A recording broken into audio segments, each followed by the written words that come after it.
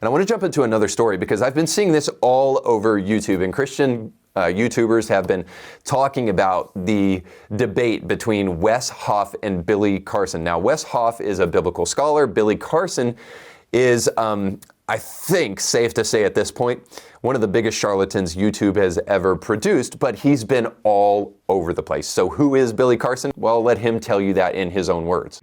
Guess what, guys? I'm one of the foremost world leader in the knowledge on ancient texts and tablets, scriptures, papyruses, and cylinders. So Billy has been all over some of the biggest podcasts, Joe Rogan, Sean Ryan, and I think even Andrew Schultz's podcast, all to show up to talk about aliens, to talk about ancient text, and to try to convince you that the most ancient texts of the Bible have no crucifixion of Jesus Christ, and that the Christianity that we have today is mostly a modern fabrication.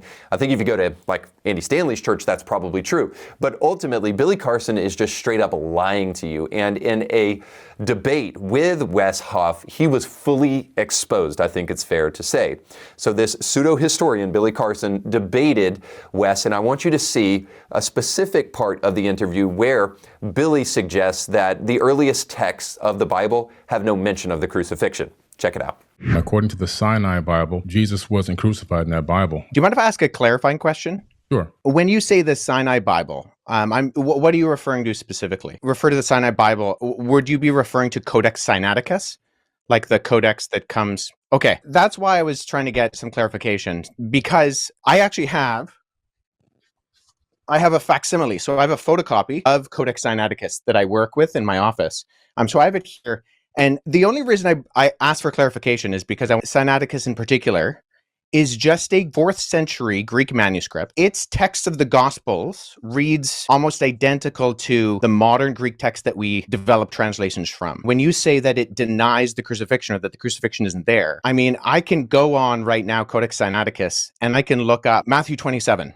Where it has Jesus being crucified. And that's in Codex Sinaiticus or John 19 or any of the other ones. So my confusion is that it doesn't read any differently. Where was that piece I found discovered? the text where I was referencing, actually, I was misquoted. I misquoted there. It's the Gospel of Barnabas. Now, after this filming, I think you can imagine why.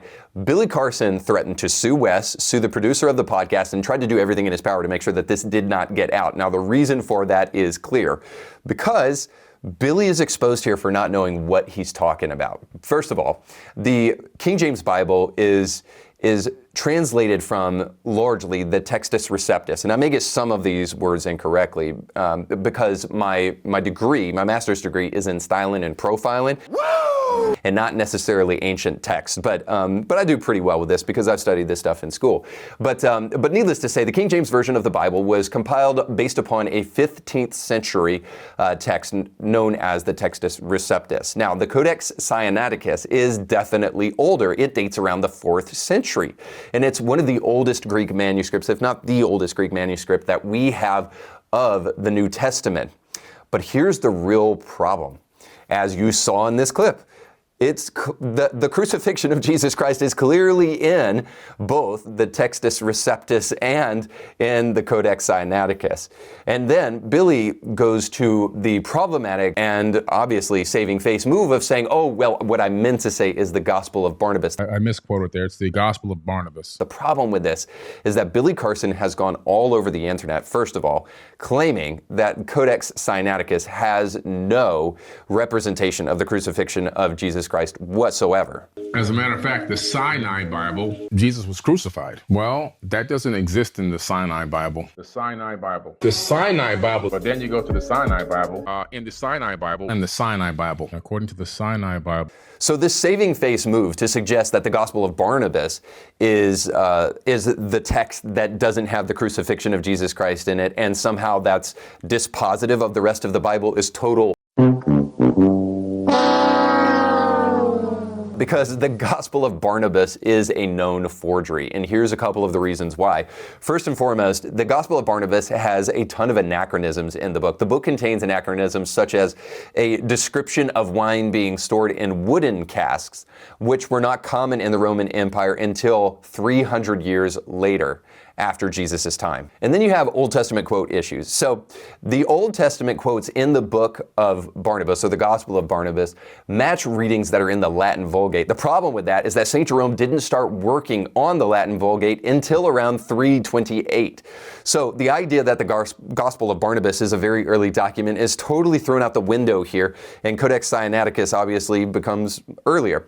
Then it also mentions Muhammad. The book explicitly mentions him, which is a clear sign that it is a fabrication from the early modern age. And then there's linguistic errors. The manuscript contains linguistic errors that indicate the author was unfamiliar with Italian. And then there's an author named David Fox who theorized that the Gospel of Barnabas actually may not have been authored until 1588, which not only makes it later than the Codex Sinaiticus, but also older than the Textus Receptus, and still a forgery. So all that to say this: it's really important who you listen to, because you have credentialism, which I absolutely hate, all over social media. This would come in the form of people like Dan McClellan, who constantly want to tell you how much of a biblical scholar they are. Hey everybody, I'm Dan McClellan. I'm a scholar of the Bible and religion. Now, Dan actually has some of the credentials to back up some of his boast, but whenever you have to boast about those kind of things, you typically show yourself not to be a very credible scholar. So you need to be weary of that kind of thing to be sure. Dan has no problem lying about the Bible constantly whenever he shows his face. But even Dan McClellan has enough integrity not to do the kind of things that Billy Carson has been doing. And I think it's clear that we can call him a charlatan at this point in time, simply because all he has done throughout his career is try to find obscure things to talk about that he hopes people will never research. But the moment he gets into contact with an actual scholar, all of his claims and all of his expertise fall to the ground. It's important that you don't fall for any of it. That's why I don't try to come off as an expert on anything on my podcast. Now, there are certainly things that I could try to boast about that I have studied in depth, history and church history among them, to be sure. But it's important that we don't allow claims of expertise to actually cloud our vision of the truth. If we're going to truly be thinkers of our own accord, independent thinkers, free thinkers, then it's important to back up the claims that we're hearing, especially when the person espousing some of those claims constantly wants to try to undermine the scripture. This is an important point here.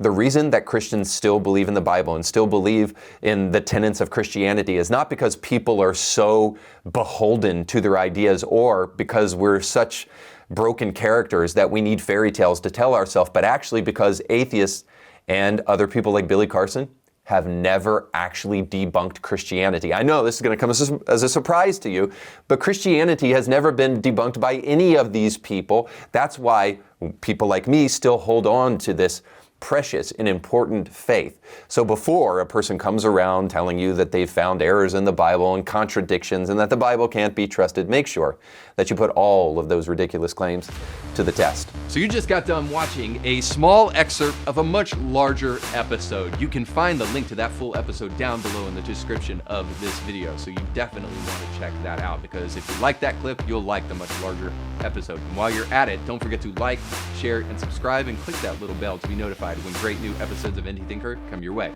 Thanks for watching.